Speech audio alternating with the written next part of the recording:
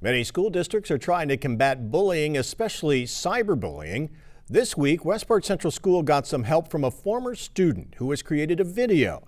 It struck a chord with students. After watching it, several opened up to teachers about being bullied. I was very, very surprised. I was not anticipating that at all. And there was, some of the teachers had some teary eyes too. And it was very powerful. The stories they shared, the being vulnerable and talking about the bullying that they've experienced here and in other places, I think is a great thing because it opens up that conversation. And the student who produced that video is with us here at the Roundtable this week. Kasaydia Carter-Martinez has just finished her junior year at SUNY Plattsburgh. Welcome, nice to have you here. Thank you for having me. Were you surprised that so many students opened up to you after watching that video? Absolutely, because working on the video, the whole goal is to help people and try to make it something that they're going to look at and feel like they can open up to us, the whole crew that worked on it. But you don't know until you actually go out there and you do it. And to show this video, to stand up there and say, hi, people bullied me and made fun of me and like really beat me down for a long time, and to stand in front of people you don't know and be really vulnerable in that sense and have them want to open up to you and be like, it's okay, it happened to me too, we can help each other. That's very surprising. And to have 5th and 6th graders. Especially kids. I mean, you never know with a 30-minute video how long they'll remain focused on it. Yeah, you think like maybe halfway through they're just gonna be like, all right, I want to go outside and play, but they were there with me, and it was amazing. They really opened up and they gave me a lot of feedback where I was like, this is why we did this. And it was powerful. A couple of the students talked about being bullying, and I don't think they had ever mentioned it to anyone before. The teachers were surprised. The classmates were surprised. I mean, they opened up and for the first time talked about being bullied. Absolutely. It felt, I don't know, it just kind of felt like a new day for them, a new opportunity to actually get the chance to talk. And I feel like they don't really get the opportunity to talk out loud about those things, or they feel like they're in a space where they can't talk about it or they're embarrassed. And I think we really created an environment where everyone just wanted to help and stop this issue. And not one person there was like looking at someone who said they were being bullied and was like, oh, or making fun of them, or like, it makes sense. They all just wanted to help each other. And I think we created that. And after you showed the students, you then met with educators, with school administrators and teachers. How did they react to the video? They were my former teachers, so I honestly thought they'd be like, all right, it's nice to see you. I don't really know what you're gonna have to tell us, but they genuinely, I feel like we connected as well on another level, speaking like adult to adult, which was new for me because they were my teachers. And I feel like they genuinely wanted my help. They wanted to connect with me and get my insight, and for a chance I got to educate them in a way, which was really, really special to me because they'd done so much for me in the past and taught me so much. Why did you decide to make this video? I wanted to make this video because I've seen a lot of anti-bullying videos and I've seen a lot of presentations, and I think they're all great, but I haven't seen anybody stand up that was my age and look at me and say, it happened to me too, and like I made it and I'm okay, and I want to help you. And I figured, you know, it was 6 months of my life that were just completely awful and painful, but they weren't for nothing, and I had to do something with it. And honestly, it sounds weird, but I'm actually really happy that it happened to me because it gave me the opportunity to help the people it's happening to who feel like they can't survive it or that they don't know what to do. And this was during your junior year in high school. Tell us a little bit about what happened and how you were bullied. It started out really slow. It was a group of friends that I had, and they kind of just slowly turned on me, and they would follow me around in the halls. Like every time they saw me, they would just say awful things and yell them. They'd talk about me. Cyberbullying was a huge thing. I was constantly on Facebook because then their friends would start saying stuff. People would just hear the things they said about me and jump on the bandwagon without even getting to know me. And it was just constantly surrounding me. I remember one time one person said, all she does is cry, why does she even come to school? Which really confused me because they made such an effort to make me cry and make me upset. It's like no matter what I did, I couldn't make them happy. Like me being in pain wasn't enough for them. Did teachers help? Were administrators, were they able to step in and help you? Or is that part of the problem, and is that part of what your video addresses? Unfortunately for me, the teachers and administrations that I had sought out and that saw it happening to me did not help me. Some of them played a role in it, actually, and then others kind of just turned the other cheek. Administration-wise, I was in their office a lot. And I guess I'll say it this way, I was in their office a lot, and if they did more to help, it probably wouldn't have lasted 6 months. And so that is a huge reason why it's a part of my campaign, because I think the lack of education on all ends, we need to educate administration, teachers, students, and also parents so everyone can work together and fight this issue. Because if you're only educating some, then it has to stop somewhere, and then we just get back to this pattern of, well, I don't know what to do. For teachers and administrators, it can be a tough situation because many of them have policies in their schools where students aren't allowed to use their phones or their tablets. And so when it comes to cyberbullying, they may not be seeing it, or it may not necessarily be happening in school, and then it gets into that issue of, does the school step in and deal and help parents deal with what's probably happening in hours when the students are away from school? That's absolutely correct. It would be nice to think that like it's happening outside of school, so it doesn't necessarily happen in school, but just because you're being cyberbullied outside of school, you hear all the things, or you read all the things people are saying about you, and you go into school and you know those people don't like you, and there's an intimidation factor, and you're uncomfortable going to school. So they are intertwined. So I think it is imperative that we educate parents, because when it's happening, they can bring it into school and say, this is only going to get worse, and we need to talk about it, and we need to stop it now. So we like to think that the kids aren't on their phones in school, but I mean, I was on my phone in school. They are, yes. Exactly. And for teachers, this maybe helps them look for the signs at school Yeah, absolutely. for cyberbullying that may be happening in the hours when the students aren't there. And I mean, you can see kids crowding around their phone or talking about something like, did you see that video? Did you hear this? And like teachers hear more than we would like to think that they would.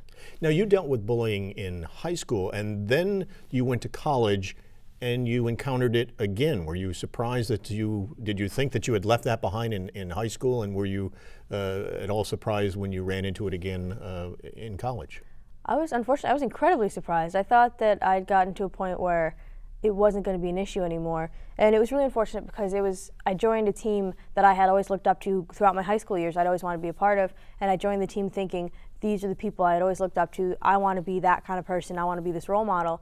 And then I got on the team. It was great the first year, and this past year, there was just an imbalance of power and a lot of, I guess I would say, egos thrown around, and just people being malicious for no reason.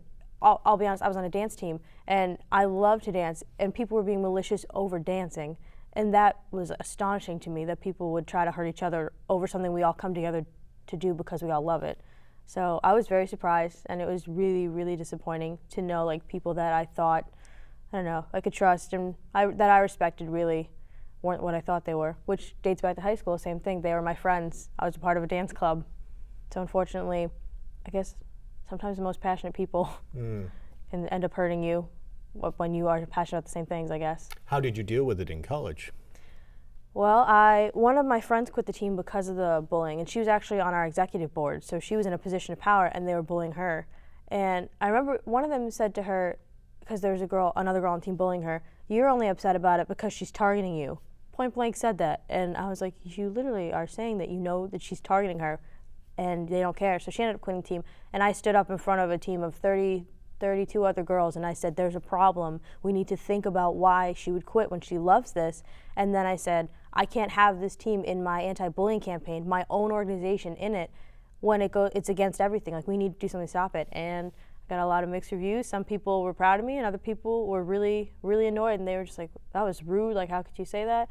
And eventually I ended up having to leave the team because, I guess, a few reasons. It didn't make me happy. They were just not nice people. There were very nice people on that team, but, you know, sometimes the negative ones really overshadow the rest, and I had to leave and take care of my campaign, take care of what was most important to me, which was helping other people. And I really felt that if I stayed on a team where bullying was such a like prominent issue, that I would be going out telling people to stand up for themselves and use their voice, and then I would be hiding behind my own problems and not being the brave person that I want everyone else to be. Was that a huge factor in your decision to make the video when you encountered it again in college? I had already thought about it, and then it started up, and I realized that this problem doesn't go away just because you leave high school. I wouldn't say it was a huge factor, but it definitely influenced me.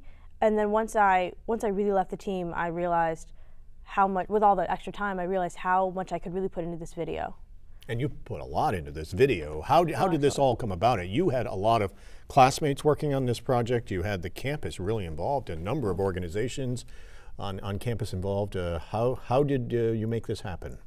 Well, I'm a member of Plattsburgh State Television, and honestly, the most phenomenal group of people I've ever met. It's like teachers, students, the whole communications department at Plattsburgh. I'm sorry, like, to brag, but they are wonderful. And they embrace the idea. Absolutely.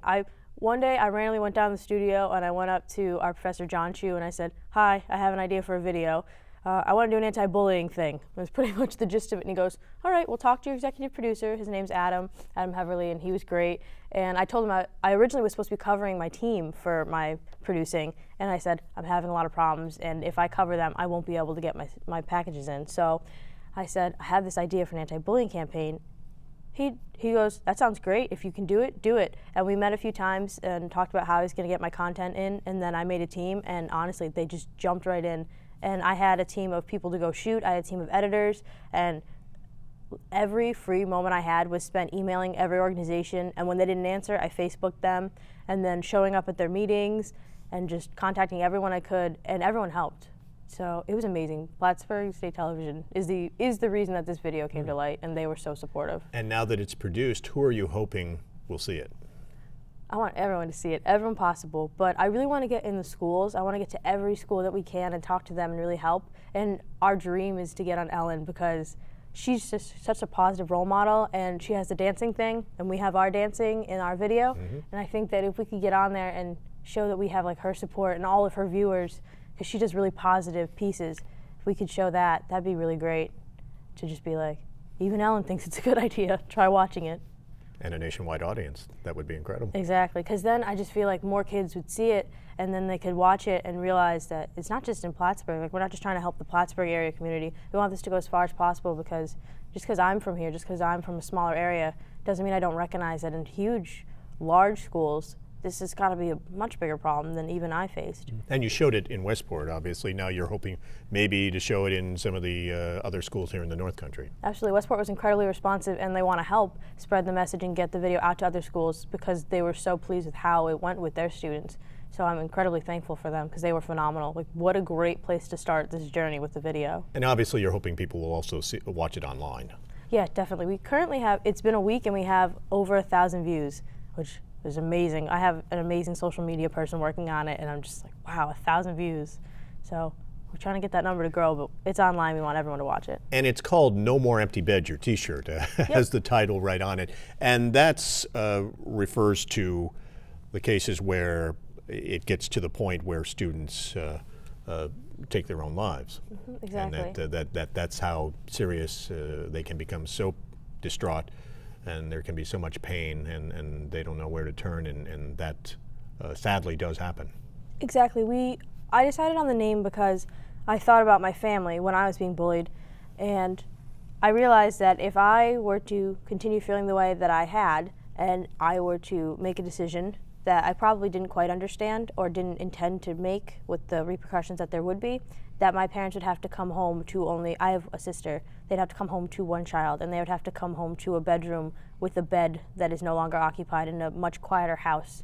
I'm really loud, but a much quieter house. And that hit me, because then I thought about all the parents who've had to do that, and it was honestly heartbreaking. So I thought, No More Empty Beds, to show that we're supporting the kids themselves in this issue, but we're supporting the parents, because no parent's gonna look at their kid and say, oh, you're being bullied. It makes sense. They're gonna say, like, why my kid, why are you doing this? I wanna help. And I can't imagine being a parent watching my child struggle and then having them not be there anymore. Like, I can't imagine what that does to you, but I don't want it to happen anymore. And in this video, really, you have messages for students, parents, and educators. You're Absolutely. Really trying to reach out to all of them. Because if we stop the education at any point, if we don't educate everyone, then not everyone knows what to do and how to help. So we're trying to change the culture of bullying and make sure that everyone knows how to handle it and how to prevent it and how to stop it. So the video's out now. You're hoping to go in schools and talk about it. It's online, people can watch it. What's next for this campaign? We want to continue to spread the video and get as many people to see it and get in as many schools as we can. And like I said before, hopefully on Ellen, if miracles happen. But we also, after talking to the faculty at Westport, it was very clear to me that they want more. Like, this was a great start, but they want some videos directed specifically to parents, to them, with more information about what to do.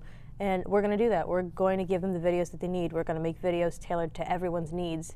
And it'll be a series. It will continue. No More Empty Beds will continue to provide education and support systems for everyone that needs it. Kasaydia Carter-Martinez, thank you very much for taking the time to be with us. Thank you very much for having me. This was wonderful.